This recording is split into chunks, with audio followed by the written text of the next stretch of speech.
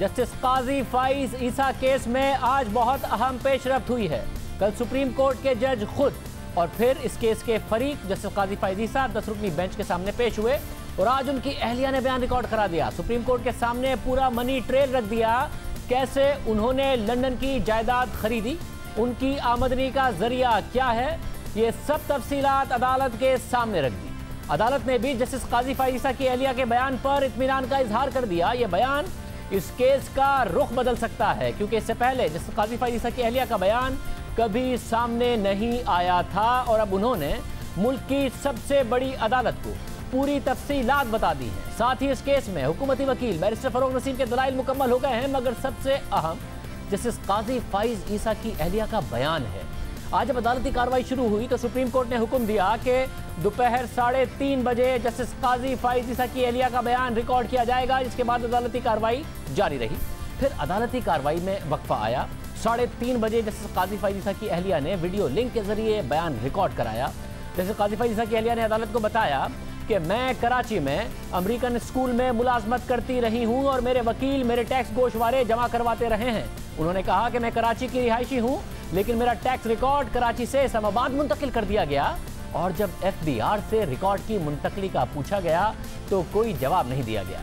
Justice काजी फाइज ईसा की अहलिया ने अदालत को बताया कि मुझ पर इल्ज़ाम लगाया गया कि मैंने जज के दफ्तर का गलत इस्तेमाल किया, तो मैं अदालत को बताना चाहती हूं कि जब मेरे शौहर वकील थे तो मुझे 5 साल का पाकिस्तानी वीज़ा दिया जाता था, मगर जब वो जज बन गए तो फिर 1 साल का वीज़ा दिया गया।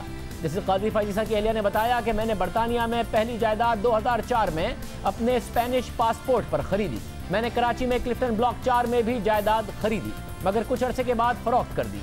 इसके अलावा शाह लतीफ़ के इलाके में खरीदी गई जायदाद भी फरोख्त कर दी गई। मुझे ज़रई ज़मीन वालिद से मिली है। ये ज़मीन सिंध के ज़िला जैकबाबाद में है। इस ज़मीन से मेरे शौहर का कोई ताल्लुक नहीं है। इसके अलावा डेरा मुराद जमाली बलोचिस्तान में भी ज़रई ज़मीन है। मेरी ज़रई ज़मीन की देखभाल मेरे वालिद किया करते थे।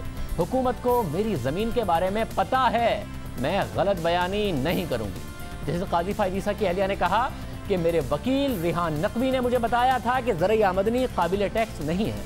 मेरे वकील ने ही मुझे मशवरा दिया था कि फ़ॉरेन करेंसी अकाउंट खुलवाएं। जैसे काजी फाइज ईसा की अहलिया ने अदालत को फ़ॉरेन करेंसी अकाउंट का रिकॉर्ड भी दिखाया और बताया कि 2003 से 2013 तक रकम इसी अकाउंट से बाहर गई। उन्होंने अदालत को बताया कि मुझे ये रिकॉर्ड हासिल करने के लिए बड़ी मुश्किलात का सामना करना पड़ा। उन्होंने अदालत को दिखाया कि यह अकाउंट उन्हीं के नाम पर है। साथ बताया कि बैंक 10 साल पुराना रिकॉर्ड नहीं रखते, इसलिए मुझे मुश्किलात का सामना करना पड़ा। मेरे नाम से रकम अकाउंट से लंदन भेजी गई। जिस अकाउंट से पैसा बाहर गया वो मेरे नाम पर है। उन्होंने कहा कि स्टैंडर्ड चार्टर्ड बैंक के फॉरेन करेंसी अकाउंट्स में 7 लाख बरतानवी पाउंड की रकम ट्रांसफर की गई और जिस अकाउंट में रकम ट्रांसफर की गई वो भी मेरे नाम पर है। उन्होंने अदालत को बरतानिया में टैक्स गोशवारों का 2016 से अब तक का रिकॉर्ड भी दिखाया और कहा कि बरतानिया ने ज्यादा टैक्स देने पर टैक्स रिफंड भी किया। जबकि पाकिस्तान में FBR से रिकॉर्ड लेने गई तो मुझे कई घंटे इंतजार कराया गया और एक शख्स से दूसरे शख्स के पास मुझे भेजा गया। मेरे बारे में ऐसे केस बनाया गया जैसे मैं किसी जुर्म की मास्टरमाइंड हूँ। जिसे काजी फाइज ईसा की अहलिया ने अदालत को बताया कि मैं 2018 के मालियाती गोशवारों में लंदन की जायदाद के बारे में बता चुकी हूँ, जिस पर अदालत ने उनसे 2018 में मालियाती गोशवारों का रिकॉर्ड तलब कर लिया। जिससे काजी फाइज ईसा की अहलिया ने कहा कि मेरे 2 घर किराए पर हैं और एक में मेरा बेटा रहता है। बरतानिया में मेरे बेटे को हिरासत भी किया गया। इस मौके पर बेंच के सरबराह जस्टिस उमर अता बंदियाल ने कहा कि आपके पास 2 फोरम्स हैं, एक ये कि मामला FBR में भेजा जाए, दूसरा फोरम सुप्रीम जुडिशल काउंसिल का है, आप वहां मौक़िफ़ दे सकती हैं। जस्टिस उमर अता बंदियाल ने कहा कि अदालत उनके बयान और जायदाद की खरीदारी के ज़राए के हवाले से भी मुतमईन है। आपके पास सवालात के मजबूत जवाब हैं, मुतालिका अथॉरिटीज़ को इन दस्तावेज़ात से मुतमईन करें। जस्टिस काजी फाइज ईसा की अहलिया ने कहा कि मुझसे ये बात पहले क्यों नहीं पूछी गई, 13 महीने मैंने इंतज़ार किया। इस पर जस्टिस उमर अता बंदियाल ने कहा कि हम जजेस काबिल एहतसाब हैं, जजेस निजी और पब्लिक ज़िंदगी में जवाबदेह हैं। आप एक जज की शरीके हयात हैं, आपने जो जवाब दिया वो कानून का तकाजा है, हम दूसरे पब्लिक ऑफिस होल्डर से ज़्यादा जवाबदेह हैं। इससे पहले अदालती कार्रवाई में हुकूमती वकील ने दलाइल मुकम्मल किए। समाअत के दौरान जस्टिस मंसूर अली शाह ने पूछा कि इस मुकदमे का मवाद, दस्तावेज़ात कैसे इकट्ठी हुई। जिस पर फरोग नसीम ने कहा कि तशद्दुद के बगैर हासिल मवाद काबिल कबूल दस्तावेज हैं। अमेरिका में चौथी तरमीम के मुताबिक शवाहिद की तलाश कानूनी है। बरतानिया में जासूसी और छुपकर तस्वीर बनाने को काबिल कबूल शवाहिद करार दिया गया। इस पर जस्टिस मंसूर अली शाह ने कहा कि आप कह रहे हैं कि मेरी जासूसी हो सकती है, मैं गोल्फ क्लब जाता हूँ, मेरी तस्वीर ली जाती हैं, ये तो ऐसे ही होगा कि जमहूरियत से फाशिज्म की तरफ बढ़ा जाए। फरोग नसीम ने कहा कि मैं फाशिज्म की बात नहीं कर रहा, यहाँ बात शवाहिद इकट्ठा करने की हो रही, जिस पर जस्टिस मंसूर अली शाह ने कहा कि इससे गर्ज नहीं कि पब्लिक डोमेन में जायदादें पड़ी हैं या नहीं, इन जायदादों को ढूंढने के इख्तियारात कहाँ से लिए गए। सवाल यह है कि किस तरह से पता चला कि लंदन में जायदादें हैं। जस्टिस मंसूर अली शाह ने मजीद रिमार्क दिए कि आओ जायदादें ढूंढने का इख्तियार कहाँ से हासिल किया गया, जिस पर फरोग नसीम ने कहा कि सहाफ़ी की तरफ से मालूमात आ गई तो इसकी हकीकत का पता चलाया गया।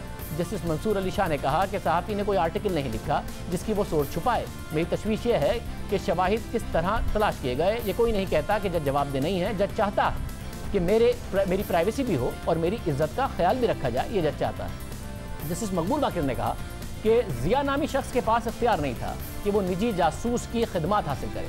सदर मुमलिकत की मंजूरी के बगैर किसी जज के खिलाफ मवाद इकट्ठा नहीं हो सकता। फरोग नसीम ने दलील दी कि बरतानिया ने तमाम जायदादों की तफसीलात इंटरनेट पर डाल दी हैं, वेबसाइट से मालूमात लेने से राजदारी के हक का इतलाक नहीं होता। तो जस्टिस सज्जाद अली शाह ने कहा कि जस्टिस काजी फाइज ईसा की अहलिया का दुरुस्त नाम हमें मालूम नहीं, हुकूमत को अहलिया का दुरुस्त नाम कैसे पता चल गया।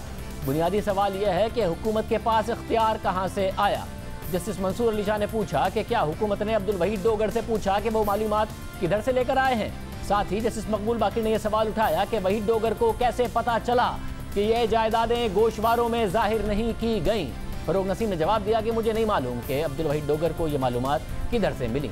आर्टिकल 184(3) के मुकदमे में अदालत मालूमात के ज़राए नहीं पूछती। समाअत के दौरान एहतसाब अदालत के जज अरशद मलिक का भी जिक्र आया और जस्टिस उमर अता बंदियाल ने कहा कि जज को मालूम होना चाहिए कि वो अवाम की नज़रों में है।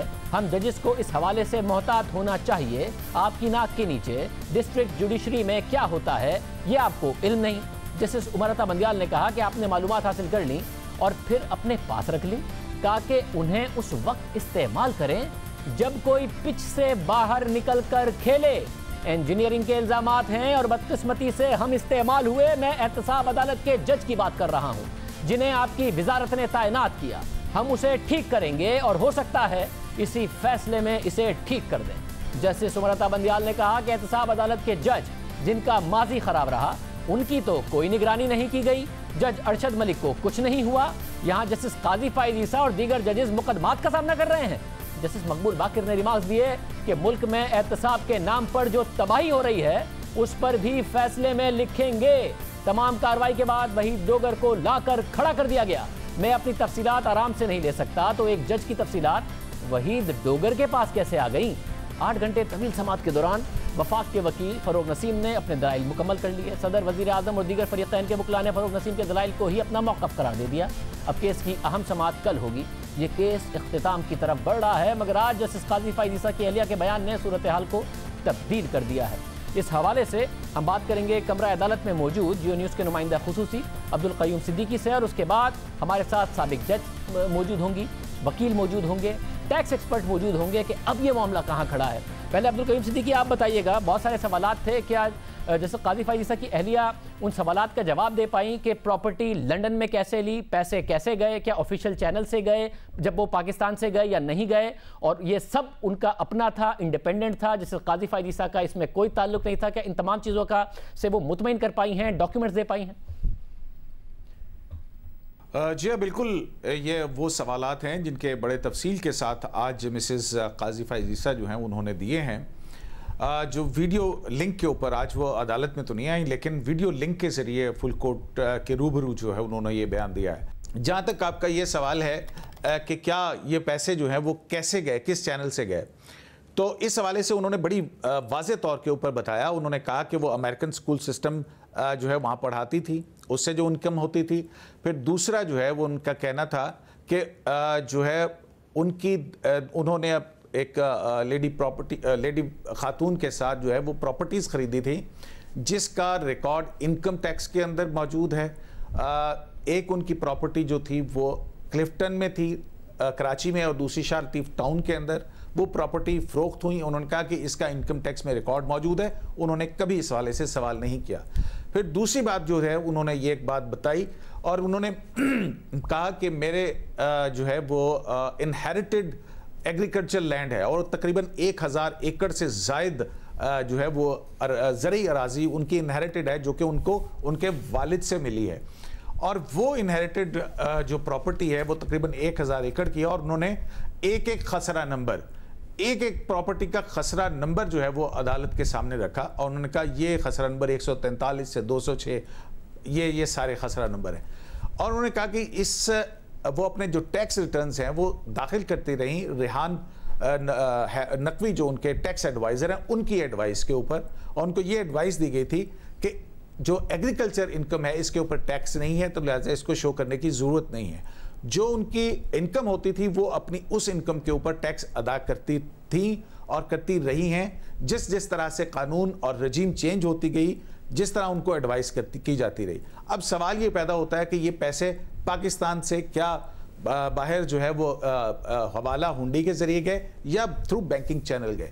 तो उन्होंने कहा कि 2003 में उस वक्त की मुझे टैक्स एडवाइस ये मिली कि फॉरेन करेंसी अकाउंट्स खोलने के ऊपर प्रॉफिट मिलते हैं, और मैंने क्योंकि प्रॉपर्टी भी खरीदनी थी तो लिहाजा अपने टैक्स एडवाइजर की एडवाइस के ऊपर मैंने 2 बैंक अकाउंट्स जो हैं वो स्टैंडर्ड चार्टर्ड बैंक जो है उसके अंदर खोले। एक अकाउंट जो है वो डॉलर अकाउंट है और एक पाउंड अकाउंट है।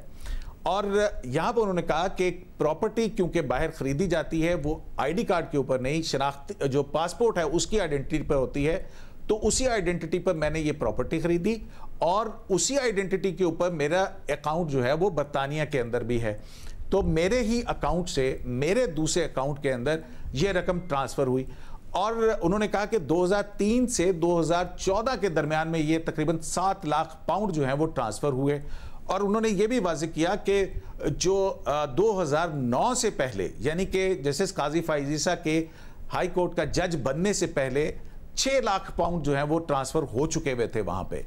और फिर उन्होंने ये भी बताया कि ये तो एक बिल्कुल पूरी ट्रेल दी उन्होंने कि जो प्रॉपर्टीज़ थी वो उन्होंने फ़रोख्त की, इनकम टैक्स रिकॉर्ड के अंदर उनकी रिकॉर्ड सारा मौजूद है, और उसके बाद जो है ये थ्रू बैंकिंग चैनल पाकिस्तान से बाहर भिजवाई गई।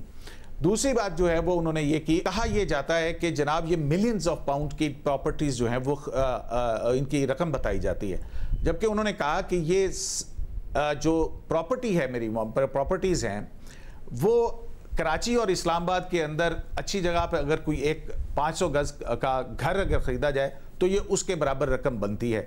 और ये जो है इसके बाद उनका ये भी कहना था कि मैं जो है वो टैक्स अथॉरिटीज़ जैसे जैसे रजीम चेंज होती रही, 2018 में वो अपनी इन प्रॉपर्टीज़ को अपनी प्रॉपर्टीज़ यहाँ पे टैक्स रिटर्न के अंदर शो कर चुकी हैं। उन्होंने कहा कि वो बरतानिया के अंदर भी टैक्स देती हैं और पाकिस्तान के अंदर भी टैक्स देती हैं, और जो 21 जनवरी 2020 को भी तक उन्होंने जो अपना आखिरी टैक्स रिटर्न जमा करवाया पाकिस्तान के अंदर, उस पर 76 लाख रुपए से ज़ायद जो है वो टैक्स उन्होंने अदा किया है। जैसे जैसे टैक्स रजीम के हवाले से जो कानून तब्दील होते गए और उनको जो कानूनी एडवाइस मिलती गई उसके मुताबिक वो करती गई। तो उन्होंने ये जो है ये तो सारी मनी ट्रेल जो है उन्होंने इस तरह से जो है वो बता दी। बहुत शुक्रिया करीम सिद्दीकी, हमें तफसीलात बता रहे थे।